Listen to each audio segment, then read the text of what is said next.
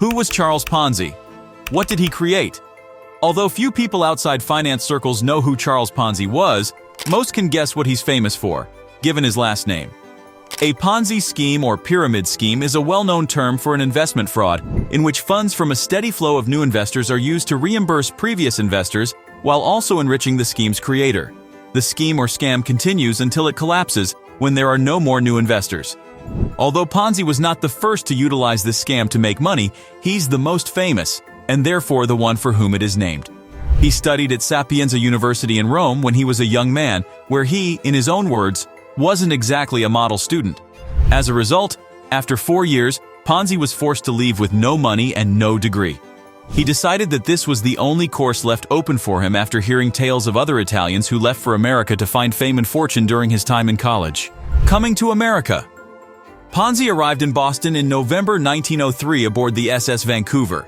He stated in his autobiography, The Rise of Mr. Ponzi, that he had $200 when he left Italy, but much less when he arrived in America. The $200 had dwindled down to $2.50 on the way over, and a card sharp had taken him for most of it, and the tips and the bar the rest of it, wrote Ponzi. Ponzi was able to pick up some odd jobs and learn English over the following few years. The self-described jack of all trades explained in The Rise of Mr. Ponzi by saying, he tried his hand at everything, from grocery clerk to road drummer, from sewing machine repairman to insurance salesman, from factory hand to kitchen and dining room help. In some of the jobs he lasted no time, in others he lasted longer. Often he would be fired. More frequently, he would quit on his own to avoid being fired.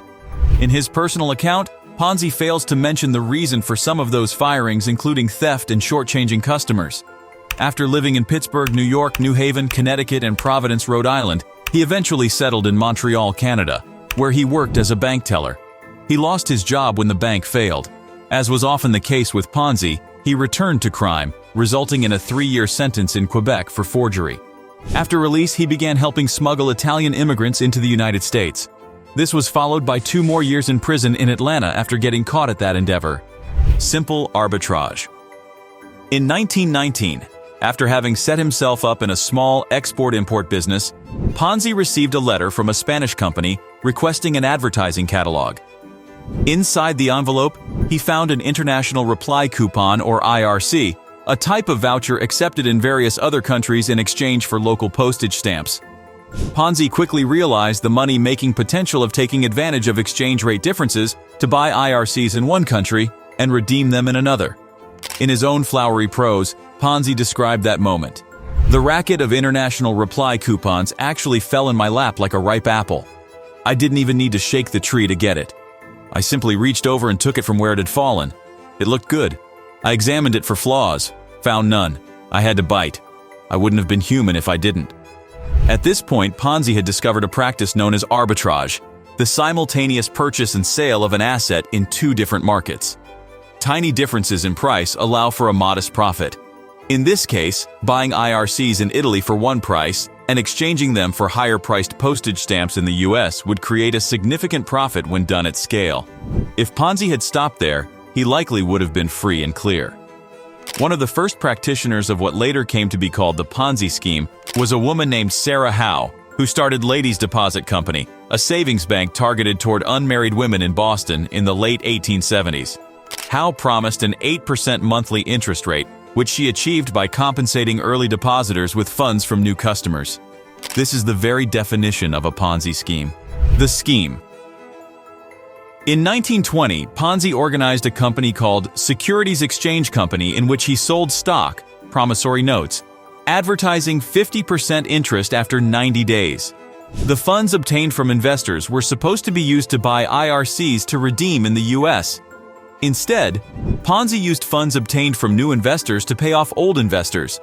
By way of explaining why he did this, Ponzi blamed the Universal Postal Union for suspending the sale of IRCs once it learned about his coupon redemption scheme. After attempting to get around the suspension, Ponzi shifted to his rob Peter to pay give Paul scheme. For a while, it worked. He raked in $15 million, or $220 million in today's money only, in the first 8 months of 1920. He kept the scheme going by telling investors he had created an elaborate network of agents buying IRCs for him overseas that he could redeem in the US for a tidy profit. In fact, there was no elaborate network of coupon buyers. He was using new investments to pay off old investors. As of January 27, 2013, the US Postal Service no longer sells IRCs. International reply coupons purchased in other countries may be exchanged in the US for a first-class Mail International 1-ounce letter-size stamp per coupon. In July 1920, the Boston Post ran a flattering front-page feature on Ponzi, pegging his net worth at $8.5 million. Less than a week later, the U.S. Post Office Department announced new conversion rates for international postal reply coupons, though officials said the rate change had nothing to do with Ponzi. Investigations of Ponzi ensued, but made little progress until the Boston Post launched its own investigation, which generated bad press, causing Ponzi to decline to accept new investments. This caused a run by current investors, and Ponzi reportedly paid out more than $1 million. More negative press from the Post sealed Ponzi's fate. He was eventually convicted on federal charges of mail fraud and served 3.5 years in prison. Upon parole, he was convicted of state charges, jumped bail, was caught, and went to prison again, getting out in 1934. At that time, he was deported to his native Italy, having never become a U.S. citizen. His life in Italy and Brazil is unknown, but he died on January 18, 1949, in a charity hospital in Rio de Janeiro, leaving only $75 to pay for his burial. How much did Charles Ponzi steal from investors? Ponzi made an estimated $15 million, $220 million today, in 8 months in 1920 by convincing thousands of Bostonians that he could make them wealthy. What happened to Charles Ponzi after he was deported from the United States? According to one account, he traveled to Brazil from Italy to run a fledgling airline that was ferrying supplies to Italy during World War II. According to that account, once the United States entered the war, the governments of Brazil and Italy shut down the airline. Ponzi taught English and French and worked as an interpreter. He died, nearly broke, on January 18, 1949, in a charity hospital in Brazil. What are some of the largest Ponzi schemes in recent years? 6 of the best-known and largest Ponzi schemes of the 20th and 21st centuries include 2016 to 2018. BitConnect's cryptocurrency investment program scam ended with a market capitalization of $2.6 billion. 2012.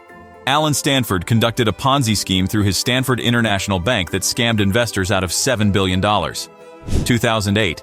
Tom Petters stole $3.65 billion through his firm, Petters Company, Inc. 2008. Bernie Madoff, former chairman of the Nasdaq Stock Exchange, scammed investors out of $65 billion, making it the biggest Ponzi scheme in history. 1994 to 2003. Mutual Benefits Company conned 28,000 terminally ill people out of $1 billion in one of the most egregious Ponzi schemes of all time. Charles Ponzi was the most flamboyant early practitioner of a scheme where the fraudster creates a plausible investment, gathers investors, then uses the money from older investors to pay off newer ones while raking in a tidy profit. He wasn't the first one to think of this, but he is the person who gave his name to this practice, the same technique notoriously employed by Bernie Madoff, who stole $65 billion. Thank you for staying until the end. If you enjoyed the video, like and subscribe.